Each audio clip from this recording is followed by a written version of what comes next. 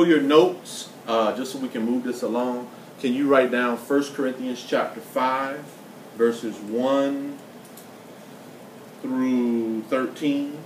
1 Corinthians chapter 5, verses 1 through 13.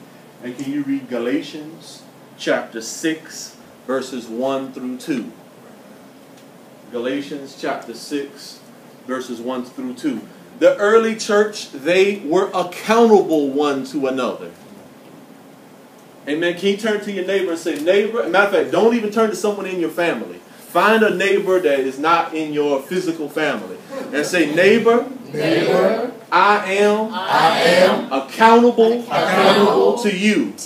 You are accountable to me. See, one of the reasons why I want to share this with you is, the Lord kind of gave me a revelation this week where, I got to travel to Oklahoma, got to see Geronimo's grave, and got to see a buffalo and all this other stuff. And I got to travel to Fort Sill, Oklahoma, Brother Don. And I'm all the way out there, and I'm part of what's called an IG team, Inspector General's team. And in the Inspector General, you visit this unit, and then they got to open up the books. And then you're inspecting them to see, are they doing things as the way that they should be doing things. And one of the IG, everyone hates the IG team because no one likes to be examined by a third party. But you know what? You know what's sad? When you try to inspect yourself, do you realize that your self-inspections are typically worthless? Yep. I'm just being honest with you. You know why? Because you give yourself, you'll lie to yourself. The guys that I inspected, what's the crazy part? They had just given themselves a self-inspection and passed. But I'm digging through the files, and I start asking the tough, there's a list in the Marine Corps. It's called an Ayers checklist, and they always joke it's named after me. Okay, but it's not named after me. The question on the thing is, do you have the book? And the crazy part is, when I inspect them, they all got the book, but the problem is they don't read the book. Okay, and you do not grow inspecting yourself. You do not fix the issues that are relevant inspecting yourself. You grow when you are held accountable to somebody else. And you know why people, when it comes to little churches like this, or people run away from church? They run away from church because growth is painful. They run away from church because being held accountable is painful. These millennials have a problem with church, and we, even in the Hill Ministry, have lost folk because they did not want to be held accountable.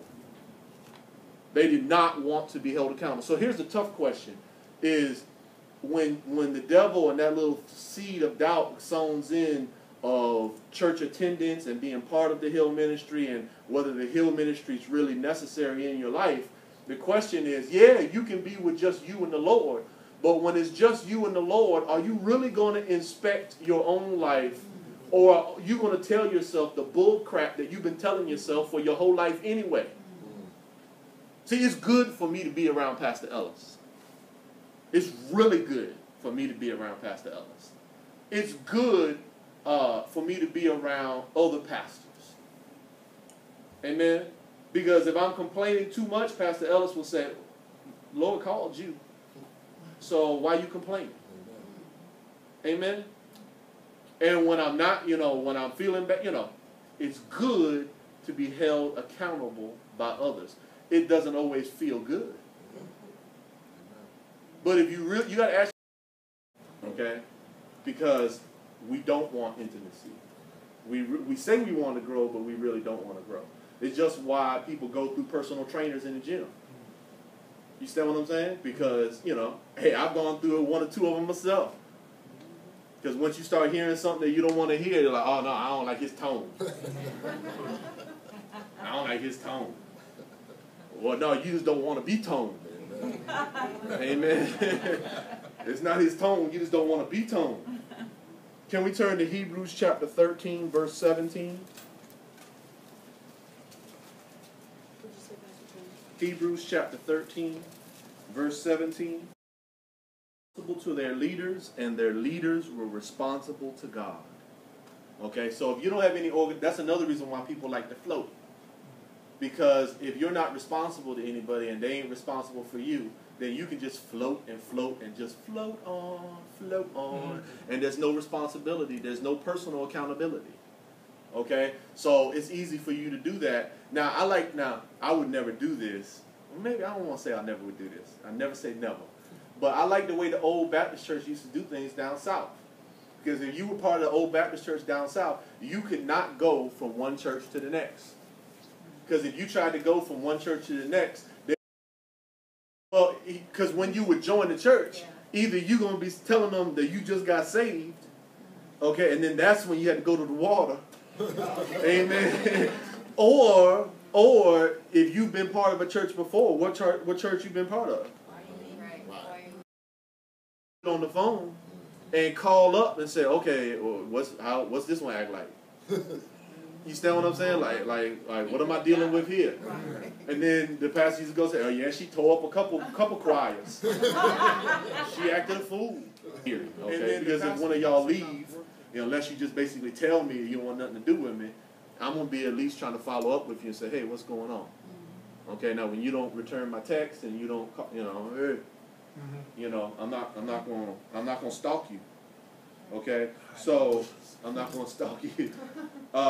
Just so we can keep moving on, in Romans chapter, can you write down Romans chapter 16, verses 1 through 11? We're not going to read that right now, but in Romans, let me just give you a synopsis of what's said in Romans 16, verses 1 through 11. The Apostle Paul begins to go down and he begins to name members of the church who had helped and who were part of things.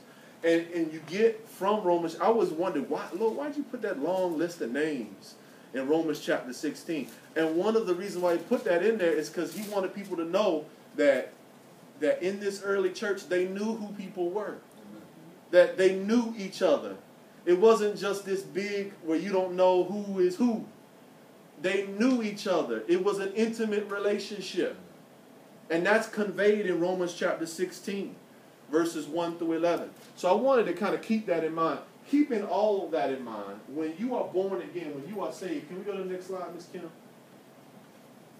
A lot of times people reject that, and it's part of, before we go to the born again part, people reject that because they want to have, they have this narcissistic attitude where the church is supposed to be about them.